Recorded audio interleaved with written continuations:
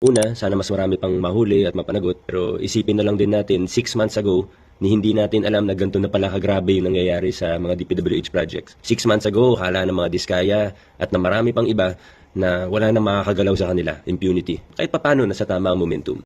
We extend a hand of peace. We extend a hand of unity. Ginulat ni Mayor Vico Soto ang Senado, Pilipinas. Magugulat din dito.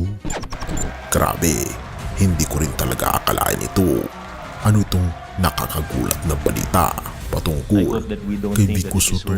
Isang lalaki, simple, walang kaartihan sa pangatawan at isang batang mayor na ang pangalay Vico Soto ay hindi pa opisyal na tumatakbo sa Senado, pero sa katahimikan ng kanyang kilos may umuugong na sigaw. Bakit tila hindi siya humahabol sa kapangyarihan, kundi ang kapangyarihan ang sumusunod sa kanya? Isang numerong gumimbal, 61%. Isang ulat mula sa research firm na Tangeray ang lumabas. Hindi komisyon, walang bayad, walang utang na loob.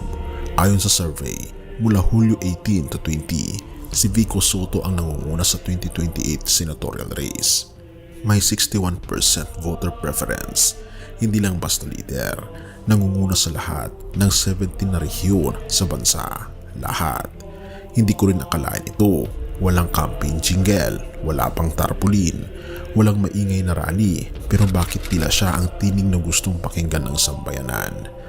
Mas lalong nakakilabot, tinatayang kaya niyang makakuha ng mahigit 30 milyong boto, isang record na kung mangyari ay hindi lang simpleng tagumpay, kundi isang pahayag. Ngunit anong pahayag nga ba? Ang kabighaning hindi mo mapigilan. Si Raffy Tulfo, isang haligi ng media, ay pumapangalawa. May 55.26% mula sa NCR at mga lalawigan. Si Grace Po, may matibay na base sa Mimaropa at Central Luzon. Si Senator Chis Escudero, Loren Legarda at Congressman Paulo Duterte ay mga pangalan ng karaniwang politika.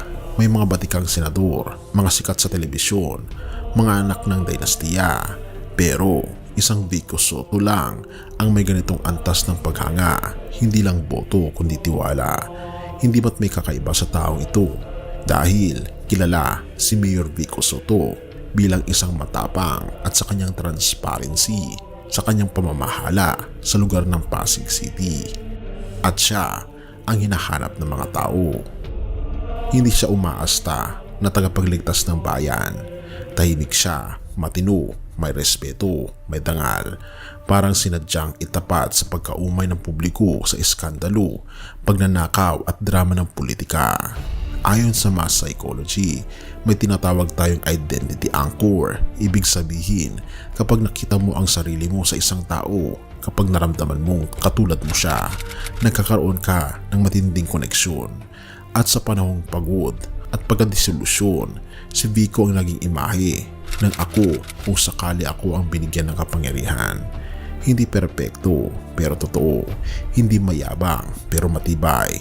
Ang tanong, siya ba ang sagot sa matagal ng tanong ng bayan?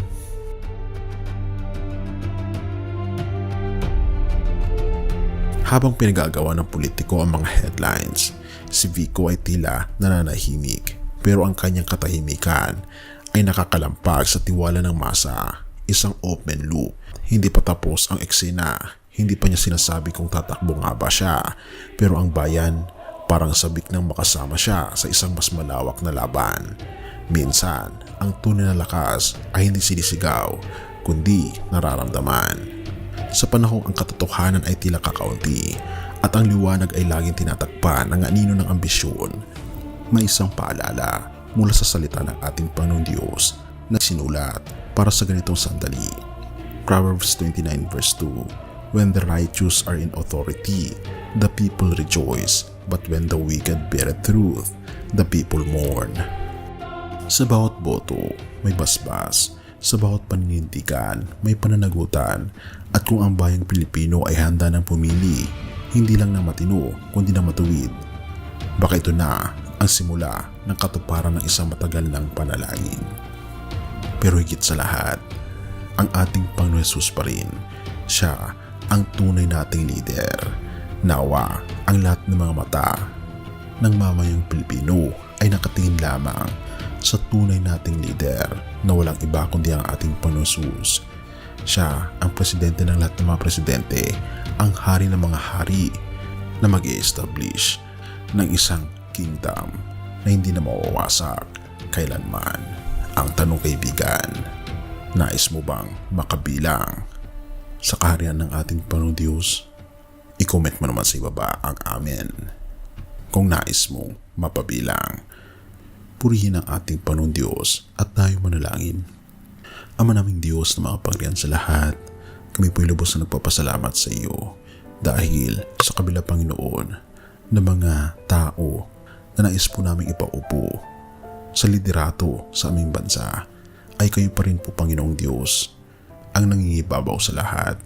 Ang aming Panginoon Jesus lamang ang siya pong leader na makapagbibigay sa amin ng tunay na kapahingahan, tunay na peace of mind, tunay na pagmamahal.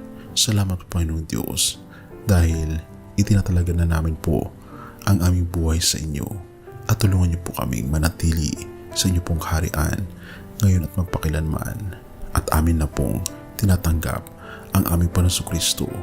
Sinusurrender ang aming buong puso sa iyo.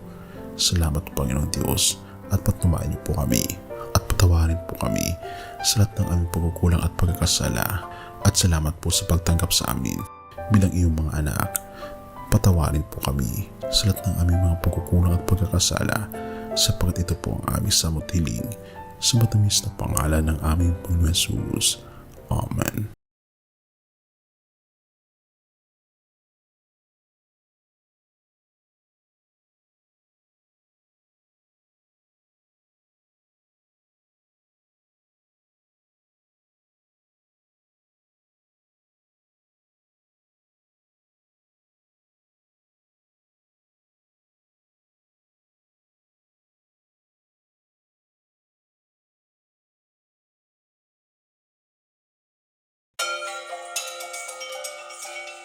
Bago natin ipagpatuloy, kaibigan, siya nga pala ang Great Controversy, na isa sa mga pinaka-kontrobersyal na libro dahil tumutukoy ito sa mga propesiya sa libro ng Daniel at Revelation na nagaganap na sa panahon natin ngayon.